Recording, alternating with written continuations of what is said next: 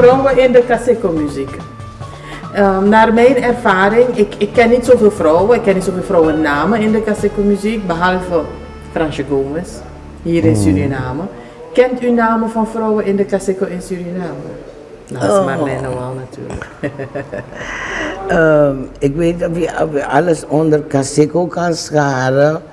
Want als je kijkt bijvoorbeeld, dan praat ik over Sisa Achi, was geen Caseco. Nee. Het was meer Loco en Ja. Aluku. En dus, Maar meer uit uw tijd eigenlijk, toen u veel jonger was. dan Dus ken uit ik de meer- jaren 60, 70. Dan heb ik meer mensen gekend die meer Winti deden als Caseco. Als Caseco muziek. Caseco was echt een mannenmuziek, hè? Ja, die door mannen gedragen werd, mannen gespeeld werd, alles. En Vrolijke Jeugd was de eerste eigenlijk die begon met Caseco vrouwen die Caseco zongen. Ja, want ik ben geen Er is- enkele andere groep tegengekomen. Noem Emma die- Mais, noem wie je wilt, ze waren allemaal Winties, ze waren geen klopt, Caseco. klopt, Als je klopt. praat over Caseco, dan praten we alleen maar over Fransje Gomez Ja. en de Vrolijke Jeugd. En daarna kwam er een washboard, weet je, met Lieve Hugo. Maar dat waren allemaal mannen. Dat waren mannen, geen vrouwen. Nee, daarvoor waren er ook meer mannen, George Scheermaker, dat Ja, soort maar mannen. alles was maar geen Ja, vrouwen. We hadden nee, geen vrouwen ik die dat ken geen deden. naam. Maar hoe zou dat komen eigenlijk, dat er zo weinig vrouwen toen in de Caseco zaten? Weet u dat? Het was niet, het hoorde niet. Een Oh. vrouw hoorde niet de muziek te maken. Helemaal zo'n muziek niet. Als je wat deed als vrouw, dan zou je ook het klassiek muziek moeten doen. Maar als je geen geld had, kon je ook geen klassiek doen. Want dat werd alleen op CCS gegeven. Conservatorium was er nog niet Ja, en bla bla. Maar om eerlijk te zeggen, de vrouwen, het was gênant als je dus Caseco, het hoorde niet. En dat stukje vind ik fijn, want eigenlijk mocht je ook geen Caseco in de stad spelen. Dat Geen verhaal, wind, geen Caseco, maar dat die vrolijke jeugd, dat wordt niet gezegd, maar dat heeft Vrolijke Jeugd wel doorbroken. Om toch met Caseco nummers gewoon op te treden, Ja, gewoon voor tijdens, shows ja. ook te werpen. En Theo Bijloot zong soul, Max Nijman zong ze aria, dit en zo. Wij bleven die Caseco's zingen. En in principe, toen we in Nederland waren, keken onze eigen mensen op ons neer. Zo in Priamer kamp ook weer kon zien, maar Klopt. ze naam Ja, maar omdat dat En- toen zo ingeburgerd was. Ja, ik begrijp het. Ik heb ze ook vergeven, tot nog toe heb ik ze vergeven. Want ze hebben ons verschrikkelijk ook tegengewerkt als Vrolijke Jeugd. Om dat te doen, we konden die akkoorden zingen, we konden zien wat Lobigi Pokuja, terwijl Amerikaans niet ons nummer was. We hebben onze eigen cultuur en daarom ben ik ook Jopie Pengel heel dankbaar dat hij dat heeft gedaan om ons terug te sturen naar Nederland. Om Suriname te promoten, want er was geen band. Oké, Scheermaker was er wel, hè? Ja, Dat moet je niet vergeten. En je had ook die andere ook. Die kleine Gemert. Oh ja, Alberto. Geerts, Ja, ja. hij heeft ook heel hard gewerkt. Die voor, hebben ook gedaan. Ja, maar ja. het bleef meer een soort Hollandse, een jasje ook. Het was niet het pure. Want je hoorde altijd die soorten van fluitjes ertussen. En het was niet echt die Caseco, dat hier droog, Ja. hier scratch, Scratch, hier ja. kotie, Ja. hier. En dan ben je zo. Maar Scheermaker, ben je met Ja, maar bij dat beetje Ja. Ascarachi Pokutu toch? Juist. Ja. Ja. Oké, dus vrouwen, het hoorde niet dat een vrouw in de Caseco zat toen, Ook zegt om u, te ja. werken op kantoor, Ja. wist je dat niet. Nee. Ja, dus kijk, vrouwen hebben heel hard moeten vechten om een positie te winnen. En we zijn nog niet klaar, dat weet je. Ja, nee. Maar gelukkig, tegenwoordig hebben ze van oké, je gaat hetzelfde werk doen, dus je kan hetzelfde geld verdienen als een man. Maar toen de tijd had je die dingen niet. En gelukkig het verandert Het nog een verandert, beetje. ja, ja. En ik heb hoop in de jongeren. En als ik naar de jongeren nu kijk, ook met hun bewustwording van onze eigen waarde, onze eigen muziek, Ja. dan ben ik trotser op de jongeren van nu als van toen. Oké, maar in Nederland kregen we Umasoso. En u was bij de oprichting. Kunt u aangeven hoe dat eraan toe ging? Als je hoort, Oemazussen was het geen vrouwenband, hè? Nee, Want de geen van die voorin vrouwen- waren er voorover, toch? Ja, En achterin waren dus er de mannen. naam klopte eigenlijk niet. Want als je Uma zussen noemt, dan moet het vrouwen op instrumenten zijn of wat dan ook. compleet. Maar ja. niet iedereen had een muziekschool gevolgd. Niemand trouwens. Niemand van Uma zussen. Voor zover ik weet, Lilian was maatschappelijk werkster en was wel bezig, cultureel bezig.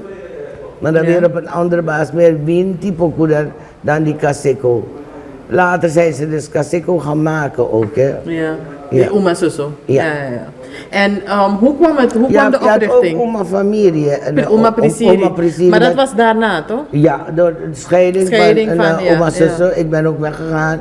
Millie Pools is weggegaan. En hoe heet er nog eentje? Marta Bruning. Oké. Die was ook een hele goede Kaseko-zangeres. En ze kwam een scheiding in, ja. Maar later kreeg je verschillende artiesten die probeerden Kaseko, maar ze Ja. hebben het niet ver geschopt. Maar bij Uma Prisiri was het ook niet alleen volledig de vrouwen, toch? Nee. Het was ook mannen. weer, ja. Maar kunt Onder u uitleggen, begeleiding. hoe kwam het tot de oprichting van Uma Suso? Er was behoefte aan.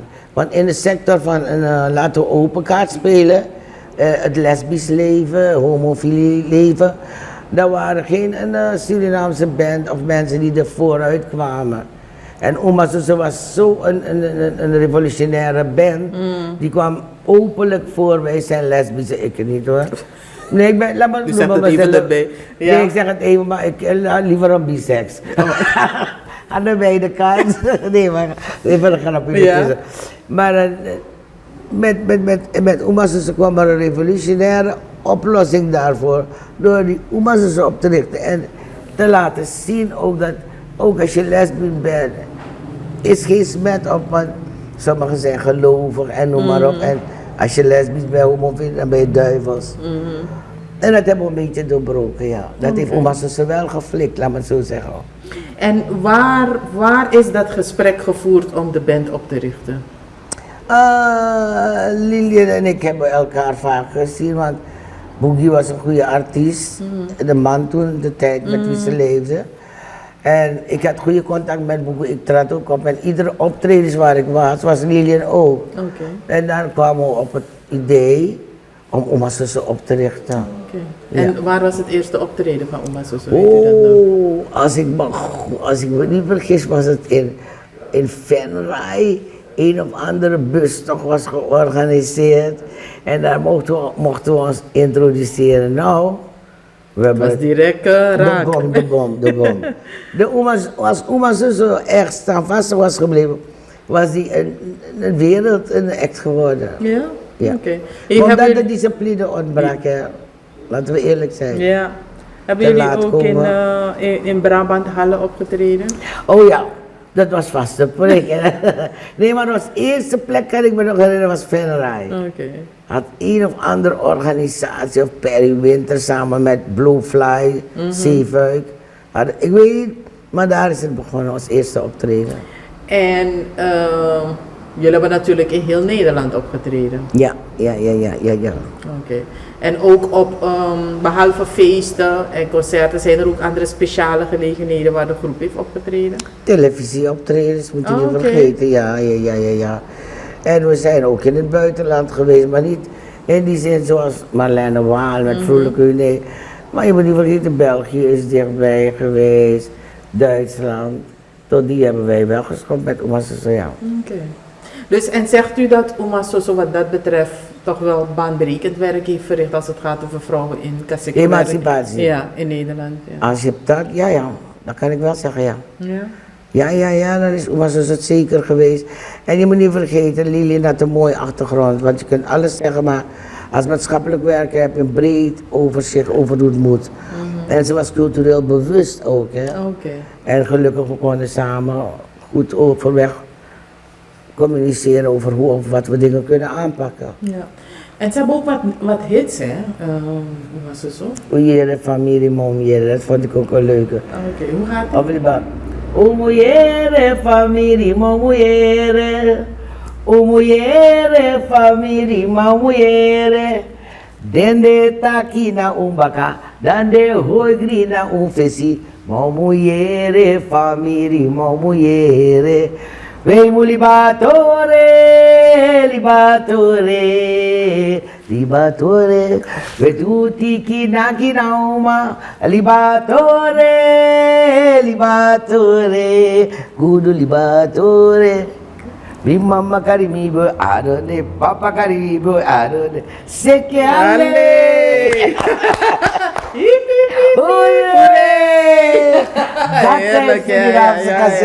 Dat is waar, ja. Dat is een Oh, dat is een lekker nummer. Oké, ja. Oké. En is de groep ook afgedraaid op de Nederlandse radio? Dus, Je bedoelt om als ze praten over? ja, dus nu praten we weer over... Ja, interviews, jawel, televisie, jawel. Ja? Oké. Jawel, dat zagen iets in veranderen. Je moet niet vergeten, als je de scene bent van lesbisch, die mensen hebben geld, die kunnen organiseren, want ze vochten ook voor hun vrijheid. Ja. Dus je moet je voorstellen, overal waar ze bezig waren, was ze zo. En Is dat nog geen miljonair geworden, maar of het geld is verkeerd besteed. Ja, dat kan ook. En boottochten en dat soort dingen Ja, waren man, ook in... ook. ja. Dat was vroeger, zonder een boot toch was je nergens. En wie zou moeten is goede vrienden. Ja, dus je kunt naar Sapoko een beetje weten. Ja. Fantastisch, ja. Maar dan mag maar wie dit op een goeie. Maar dat zou ook zijn gewoon Nee, moet je op een goeie naar liever wat. Maar dan gebeurt nog wat met een paar Nee. Ja. Oh, gezellig. Dat waren echt gezellige tijden met de kasseien. ik heb leuke tijden meegemaakt, ja.